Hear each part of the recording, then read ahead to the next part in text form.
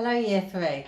Hope you're all keeping well. We're going to carry on today with the BFG and we're on chapter 5, which is called the BFG. So as soon as we've got some pictures to show you in the book that I've just got, then I will show them to you.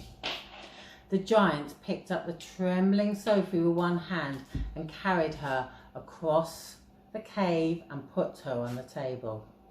Now he really is going to eat me, Sophie thought. The giant sat down and stared hard at Sophie.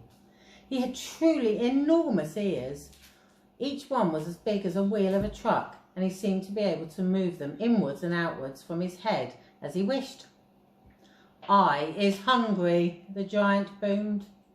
He grinned, showing massive square teeth.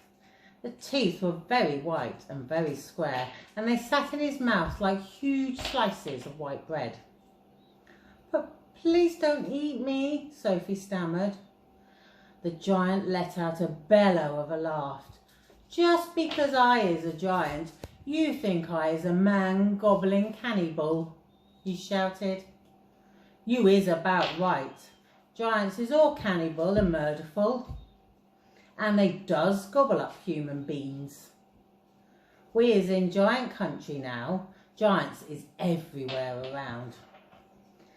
Out there, us has become the famous bone-crunching giant. Bone-crunching giant crunches up whopsy-whiffling human beings for supper every night. Noise is ear-bursting. Noise of crunching bone goes crackety-crack for miles around." "Ouch," said Sophie. "Bone-crunching giant only gobbles up human beings from Turkey," the giant said. "Every night Bone Cruncher is galloping off to Turkey to gobble Turks." Sophie's sense of patriotism was suddenly so bruised by his remark that she became quite angry. "Why Turks?" she blurted out. "What's wrong with the English?" "Bone-crunching giant says Turks is tasting oh so much juicier and more scrumdiddlyumptious. Bone Cruncher says Turkish human beings has glamourly flavour. He says Turks from Turkey is tasting of Turkey." I suppose they would," Sophie said. "Of course they would," the giant shouted. "Every human being is diddly and different. Some is scrumdiddlyumptious and some is ucky lush. Greeks is full of ucky slush. No giant is eating Greeks ever." "Why not?" Sophie asked. "Greeks from Greece is all tasting greasy," the giant said. I imagine that's possible too," Sophie said. She was wondering with a bit of a tremble what all this talking about eating people was leading up to. Whatever happened, she simply must play along with this peculiar giant and smile at his jokes. But were they jokes? Perhaps the great brute was just working up an appetite by talking about food. "As I am saying," the giant went on, "all human beings is having different flavours. Human beings from Panama is tasting very strong of hats." "Why hats?" Sophie said. "You is not very clever," the giant said, moving his great ears in and out. "I thought all human beings is full of brains, but your head is emptier than a bondongle." "Do you like vegetables?" Sophie asked, hoping to steer the conversation towards a slightly less dangerous kind of food. "You is trying to change the subject," the giant said sternly. "We is having an interesting babblement about the taste of human being. The human being is not a vegetable."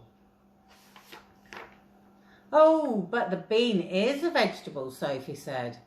"Not the human being," the giant said. "The human being has 2 legs and a vegetable that has no legs at all." Sophie didn't argue anymore. The last thing she wanted to do was to make the giant cross. "The human being," the giant went on, "is coming in dillions of different flavours. For instance, human beings from Wales is tasting very whooshy of fish. There's something very fishy about Wales."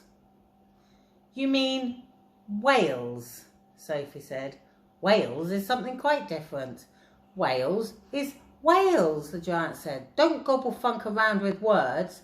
I will now give you another example. Human beings from Jersey has the most disgustable woolly tickle on the tongue, the giant said. Human beings from Jersey is tasting of cardigans. You mean jerseys, Sophie said. You are once again gobble-funking, the giant shouted. Don't do it. This is a serious and snitching subject. May I continue? Please do, said Sophie. Danes from Denmark is tasting ever so much of dogs, the giant went on. Of course, Sophie said. They taste of Great Danes. Wrong, the giant said, slapping his thigh. Danes from Denmark is tasting doggy because they is tasting of Labradors. Then what do the people of Labrador taste of? Sophie asked. Danes, the giant cried triumphantly. Great Danes. Oh, aren't you getting a bit mixed up? Sophie said. I is a very mixed up giant, the giant said, but I does do my best, and I is not nearly as mixed up as the other giants. I know one who galloped all the way to Wellington for his supper. Wellington, said Sophie. Where is Wellington? Your head is full of squashed flies, the giant said. The Wellington. There's a picture of the giant by Sophie, so you can see how tiny she is compared to the giant. Wellington is in New Zealand. The human beings in Wellington has an especially scrumdiddlyumptious taste. So says the welly-eating giant. What do the people of Wellington taste of? Sophie asked. Boots, the giant said. Oh, of course, Sophie said. I should have known. Sophie decided that this conversation had now gone on long enough. If she were to be eaten, she'd rather get it over and done with right away than keep hanging around any more. What sort of human beings do you like to eat? She asked, trembling slightly. Me? Shouted the giant, his mighty voice making the glass jars rattle on their shelves. Me? Gobbling up human beings? This I never. The others? Yes. All the others gobbling them up every night, but not me. I is a freaky giant. I is a nice and jumbly giant. I is the only nice and jumbly giant in giant country. I is the big, friendly giant. I is the BFG. What is your name? My name is Sophie, Sophie said, hardly daring to believe the good news she had just heard. Okay, so that's the end of the next chapter, and I'll see you soon for another chapter. Bye, you three.